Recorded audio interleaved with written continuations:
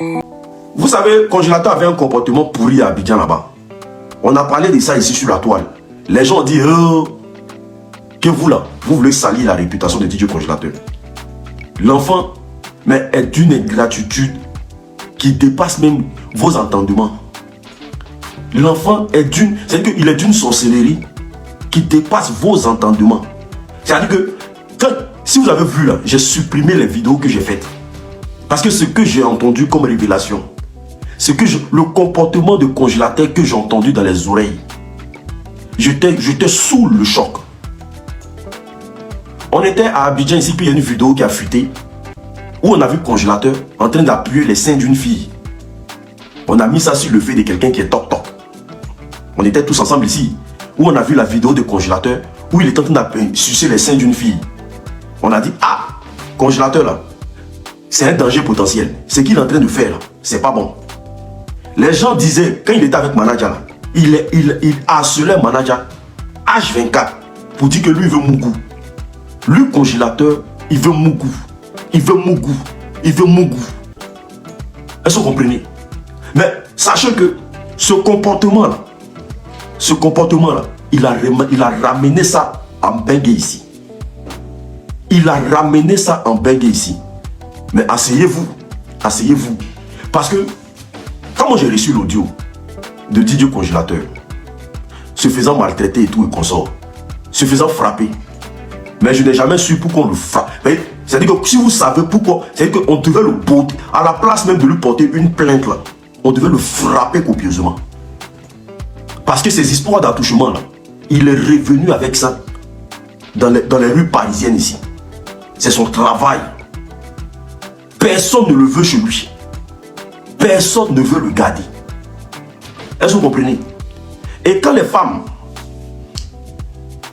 Je vais parler de Nama Bouaké ici. Parce qu'il y a Nama Bouaké qui m'a appelé. Il y a une dame qui m'a appelé. Elle m'a dit, l'unique, tu as fait la vidéo. J'ai compris. J'ai vu la vidéo. Mais ce que Congélateur moi m'a fait là, ce que Congélateur moi m'a fait, je ne peux pas expliquer ça à quelqu'un. Ce que Congélateur moi m'a fait, je ne peux pas expliquer ça à quelqu'un. Il a dit, mais il t'a fait quoi? Elle explique. Mais tout son dossier dans Paris là, c'est toucher enfin les gens. Hein. Au fait, il se fait passer pour quelqu'un de bête. Quand on le confie à une famille, il s'en va là-bas, il fait du sale, et puis après ça retombe sur les gens. Il se fait passer pour quelqu'un de bête.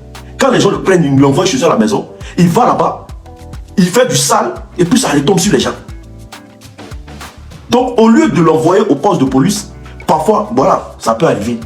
Quand on te donne un enfant pour gérer, sachant que Congélateur, après plusieurs interventions, j'ai décidé de me prévenir de la situation. Parce que quand on commence à parler d'attouchement, c'est qu'il y a quelque chose, qui ne va pas. Actuellement où je vous parle là, tout le monde se décharge de Congélateur. Personne ne veut garder Congélateur. Pourquoi? C'est pour ça que j'ai dit ici aujourd'hui. Si aujourd'hui les gens ne veulent pas garder Congélateur là, mais on peut se comprendre que dans cette histoire là, Congélateur, après avoir entendu, Congélateur ne doit plus rester en France. Congélateur doit rentrer. Congélateur doit partir chez ses parents. Parce que ici là, c'est l'Europe. L'Europe là, il y a des conneries qu'on accepte à Abidjan là-bas, qu'on n'accepte pas ici.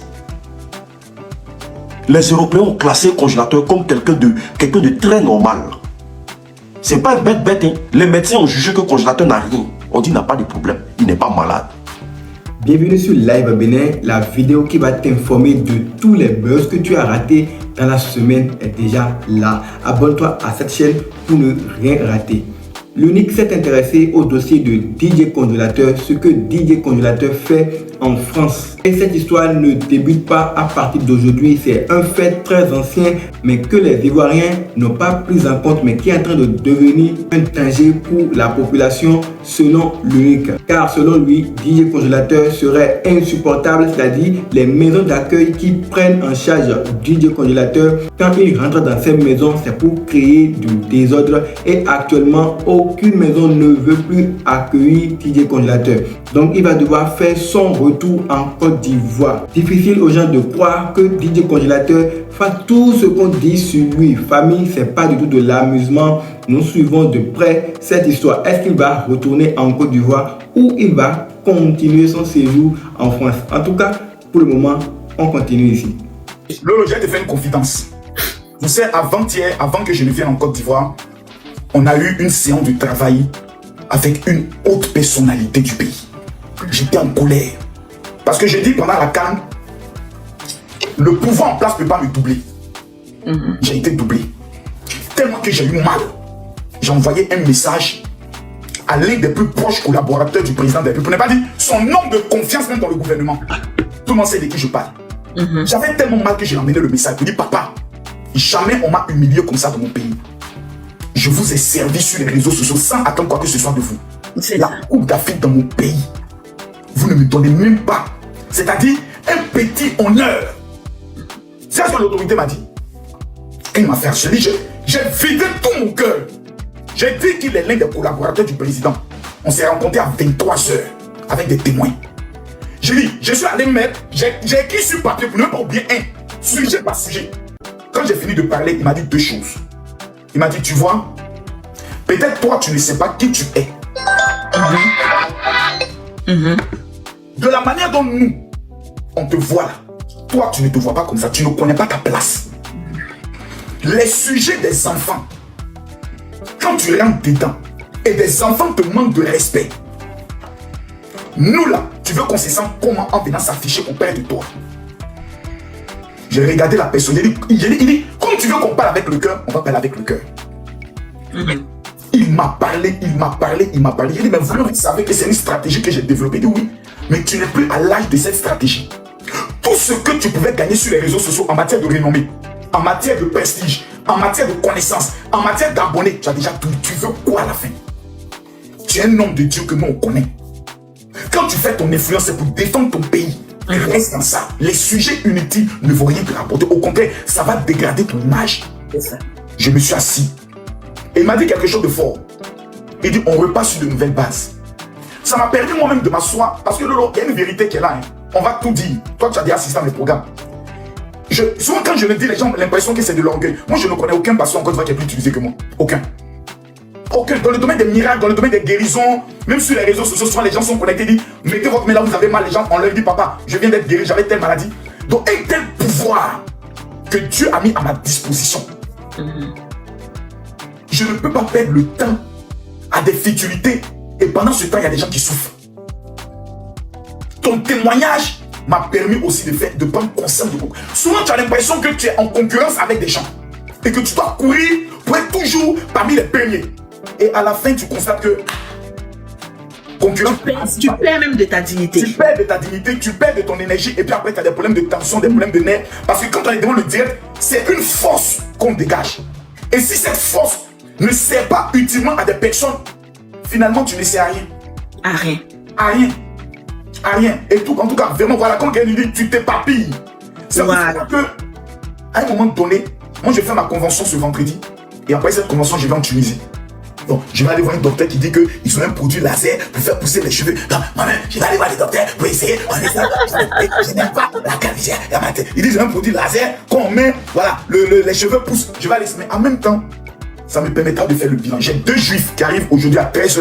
Je vais les chercher. Famille, après la CAN, le général n'a pas été honoré, n'a pas été décoré par les autorités de son pays. Le général n'était du tout pas d'accord. Il s'est alors adressé à une autorité de son pays et c'est de là qu'on lui faisait comprendre qu'il se mélange trop avec les enfants, que lui-même n'est pas conscient de ce qu'il représente, de ce qu'il est pour la Côte d'Ivoire. Le général était tellement choqué qu'il a fait la confidence à Lolo Beauté en live comme vous venez de le voir. Le général, à partir de maintenant, va certainement commencer par se méfier de certains sujets sur la toile, on l'espère bien. Et le général a dit qu'il ira en Tunisie pour essayer un produit qui fait pousser les cheveux. Famille, nous sommes là pour voir la suite de cette affaire. Est-ce que les cheveux du général vont commencer par pousser une fois encore? En tout cas, nous sommes là pour la suite. Et c'est pas fini, on continue. Je dis et je répète, la chose la plus douloureuse ou le plus douloureux, quand tu es enceinte là, tu veux rester celui qui t'a enceinté. Tu veux que l'enceinteur, celui qui t'a mis le ballon devant là, Ils restent là, vous supportez ensemble les caprices. Mais quand tu es un homme qui t'abandonne dans ta grossesse, ça te révolte. Et Choukaina, elle a vécu ça. Choukaina a vécu ça avec Safarel. Quand elle était enceinte, Safarel n'était pas là. Il me l'a dit à moi. Elle a supporté la grossesse des jumeaux là, seule. Au point où elle a même accouché avant thème. Ils l'ont fait césarienne. Parce qu'elle avait tout sortes de stress. Le stress d'être seule dans le pays d'autrui. Le stress de savoir que celui avec qui tu étais, qui t'a promis tout, à une femme avec qui il vit. Donc tu es couché, tu te mets dans la tête que il est venu m'enceinter, déjà il est couché avec une autre femme. Il y a tout ça là qui te vient dans la tête. Tu as des envies, tu vas demander à qui? Tu ne peux pas l'appeler parce qu'il est couché femme. Quand tu l'appelles, Choukaina me dit que souvent elle appelait Ariel, elle appelait Safarel. Et puis c'est Aïcha qui décroche, puis Aïcha l'insulte qu'elle est enceinte. Mais je ne dis pas qu'Aïcha fait mal. Parce que Aïcha elle a ses raisons. Mais est-ce que Choukaina est obligée de supporter ça? Elle prend son téléphone, appelle papa de son enfant. Aïcha décroche, puis Aïcha l'insulte. Elle tient restée pleure jusqu'à... Souvent là, elle a eu des esprits suicidaires. Elle a voulu même souvent se tuer. Parce qu'elle dit, elle a fait quoi pour mériter tout ça? Mais elle avait une voisine là, qui venait la consoler. Souvent, elle avait peur de dormir. Parce que quand elle dort là, il y a quelqu'un même qui est rentré par son balcon. Il y a un voleur qui est rentré quand elle était enceinte, elle dormait, il est rentré par son balcon. Venir casser vitre, je ne sais pas qu'est-ce qu'elle m'avait expliqué, vitre. Elle avait tellement peur, elle dit, tard dans la nuit, le voleur est rentré par son balcon pour rentrer dans sa maison. Elle a pris son téléphone, elle a appelé Safarel. Parce qu'elle ne savait pas quoi faire, crier. Jusqu'à ce que ses voisins arrivent là. Elle a appelé Safarel, ça a chacun décoché pour l'insulter. Tellement elle était mal, sa voisine est venue la prendre pour la mettre chez elle. Et puis ils ont appelé Safarel. Et puis il est venu, il n'est même pas venu vite. Hein. Il est resté là quand il est venu vers l'après-midi. Mais Maguette n'a même pas trouvé solution pour qu'elle quitte la maison. Là. Elle a vécu beaucoup de calvaire dans sa grossesse. Jusqu'à ce qu'elle accouche. Donc tu ne peux pas venir t'asseoir pour dire que... Et quand tu parles, la Marocaine là, si toi tu fais enfant avec quelqu'un, puis on dit l'Ivoirienne là, tu vas aimer. Je ne connais pas son nom. Si tu ne veux pas, pourquoi même si elle est marocaine, pourquoi, oui, ton père va gâter le nom des Marocaines, hein, elle n'est pas marocaine, elle est tunisienne. Et puis vous la rabaissez, vous ne connaissez même pas la douleur. Pourtant toi-même tu vis la même douleur. Pourtant toi-même tu as cette même souffrance, malgré même que tu es marié d'après toi là. Tu as encore cette haine là envers le père de tes enfants, au point où tu ne veux même pas qu'il s'approche de tes enfants. Au point où tu as soulevé enfant d'en parler de Nat Blanc. Qui t'a marié, parce que tu dis aujourd'hui c'est lui qui est le père de tes enfants et c'est lui qui s'en occupe. Au point où tu as mal, donc si toi tu es libre d'exprimer ton mal à chaque moment en parabole là, laisse la pauvre dame, c'est pas ce qu'elle vit. Au même moment qu'on ne sait pas ce que tu as vécu, parce que le jour où tu expliquais que tu t'es séparé avec le père de tes enfants, que tu as vécu cette grossesse toute seule là, c'est ce que tu as dit, hein? Tu dis tu as vécu cette grossesse toute seule, il n'a pas assisté à la grossesse. C'est toi-même qui as dit, moi je prends juste tes dits, hein? J'ai juste renchéri hier quand je disais que tu allais te battre à la psychologie, c'est pas faux. Tu es parti à la psychologie pour aller faire par là, passer des temps dans ta souffrance. À partir de là que vous êtes séparés, tu étais en début de grossesse, bien quoi là. Bon, toi, tu avais un peu le ventre. Quand tu début de grossesse, 4 mois, 5 mois là-bas. Il était à 6 femmes. Tu es allé le trouver là-bas, faire scandale, ils t'ont filmé. Il est pas en train de mentir. Ce jour-là, même ceux qui se rappellent, tu es venu sur Facebook, tu as fait direct, mais tu as parlé en parabole. Ou il y a une femme qui est venue te répondre sur Facebook là. La femme là, tu sais, je sais. Moi, j'ai reçu la vidéo. Et les gens t'ont filmé quand tu t'es fait scandale. Est-ce que tu m'as déjà vu mettre sur internet? Mais sinon, toi-même, tu es venu à la télé. C'est toi-même qui as expliqué, c'est pas moi qui ai expliqué. C'est toi-même qui est venu t'asseoir pour expliquer que le père de tes enfants t'ont pardonné. Mais pourquoi toi, tu peux venir livrer le père de ton enfant, tes enfants comme ça? C'est trop chic. Celle dehors, c'est quoi? Celle dehors, là, c'est quoi? J'ai pas compris. Quelque chose que tu as vécu. C'est toi-même qui dois donner conseil à Safarel? Mais j'ai pas compris. Il veut dire celle dehors. C'est toi-même qui dois donner conseil à Safarel? Et tu viens t'asseoir comme c'est une Marocaine. Parce que c'est ce que vous nous avez fait comprendre. Comme elle est marocaine, on ne peut pas la défendre.